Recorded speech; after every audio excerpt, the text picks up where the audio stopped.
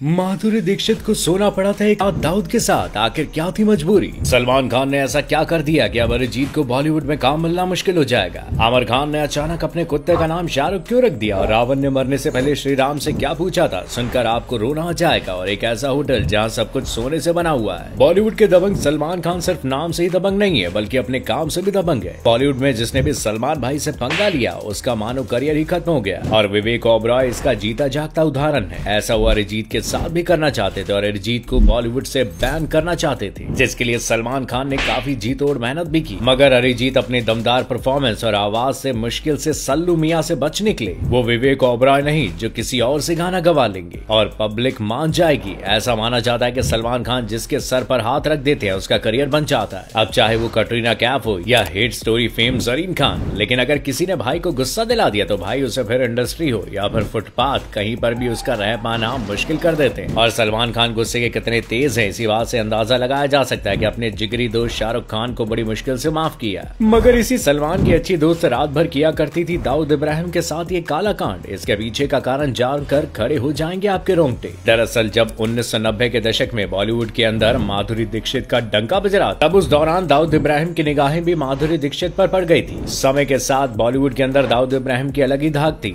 और वो जब चाहे तब किसी भी हीरोइन के करियर को बिगाड़ सकते थे। और अपनी पावर्स का फायदा उठाकर न जाने कितने बॉलीवुड एक्टर्स के साथ इसने हंसी रातें गुजारी। सभी प्रोड्यूसर्स और डायरेक्टर्स भी उससे खौफ खाया करते थे। दाऊद ने माधुरी दीक्षित को फोन करके अपने साथ रात भर पार्टी करने के लिए दुबई बुलाया, लेकिन उस वक्त माधुरी दीक्षित शायद दाऊद को जानती नहीं थी, इसलिए उन्होंने पार्टी में जाने से इनकार कर दिया। दाऊद को गुस्सा आ गया और सभी डायरेक्टर्स प्रोड्यूसर से माधुरी को काम न देने के लिए बोल दिया, जिसके बाद माधुरी को काम मिलना बंद हो गया और जल्द ही समझ आ गया कि दाऊद कौन है। और अपने करियर को बचाने के लिए माधुरी को दाऊद की बात माननी पड़ी और वो दाऊद की पार्टी में दुबई भी गई, जहां उन्होंने दाऊद के साथ अकेले रात भी बिताई। हालांकि माधुरी दीक्षित इस बात से इनकार करती है, पर यह बात पूरा बॉलीवुड जानता है कि उन्हें करियर बचाने के लिए क्या काला कारनामा करना पड़ा। मगर इसी दाऊद को मारने के लिए भारत ने बनाया था मास्टर प्लान। पाकिस्तान में 7 सालों तक एक एजेंट के तौर पर वक्त बिताने वाले भारत के अजीत डोभाल जब 2005 में इंटेलिजेंस ब्यूरो से रिटायर हुए, तब उनको खबर आई थी कि दुबई में दाऊद की बेटी और पाकिस्तान के जाने माने क्रिकेटर जावेद मियां के बेटे से शादी का रिसेप्शन होने वाला है, जिसे अजीत डोभाल ने दाऊद को मारने का एक अच्छे मौके के तौर पर देखा। और इसी वजह से उन्होंने छोटा राजन गैंग के 2 स्पेशल लोग को ट्रेनिंग भी दी थी। हालांकि जिस दिन इस प्लान की अंतिम चरण की तैयारी चल रही थी, उसी दिन मुंबई पुलिस को इस प्लान की भनक लग गई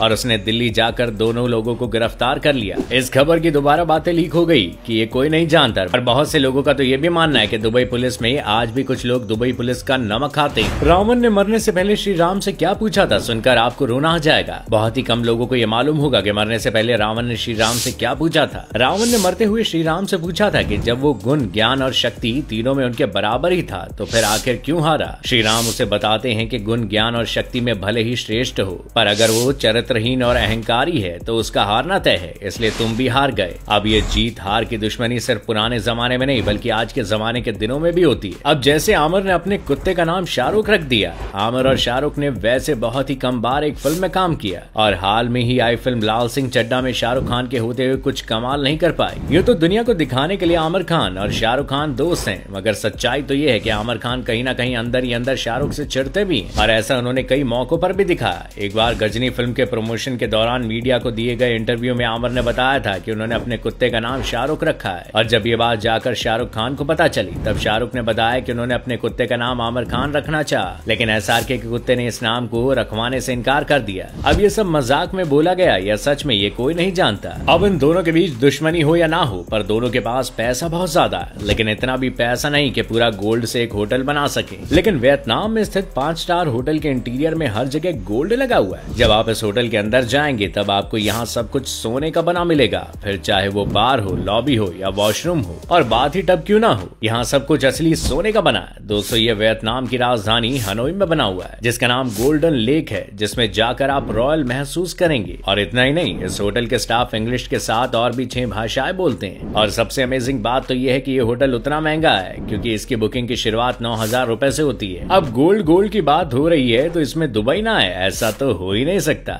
और अगले कुछ सालों के अंदर दुबई का बुर्ज खलीफा चारों तरफ से कवर कर दिया जाएगा, क्योंकि उसके चारों तरफ 3 किलोमीटर के रेडियस में इस तरीके के रिंग बना दी जाएगी जो फ्यूचरिस्टिक लुक देगा। ये रिंग सिर्फ देखने के लिए नहीं बल्कि इसके अंदर लोगों के लिए घर, शॉपिंग मॉल और स्विमिंग पूल्स भी होंगे। इसे बनाने के लिए लगभग $5 मिलियन खर्चा आएगा। इतना ही नहीं, इसी के साथ दुबई के साथ डायनेमिक टावर नाम की एक फ्यूचरिस्टिक बिल्डिंग भी बनाई जा रही है, जो इसलिए भी खास है क्योंकि इसके सभी फ्लोर्स 360 डिग्री रोटेट कर सकते हैं।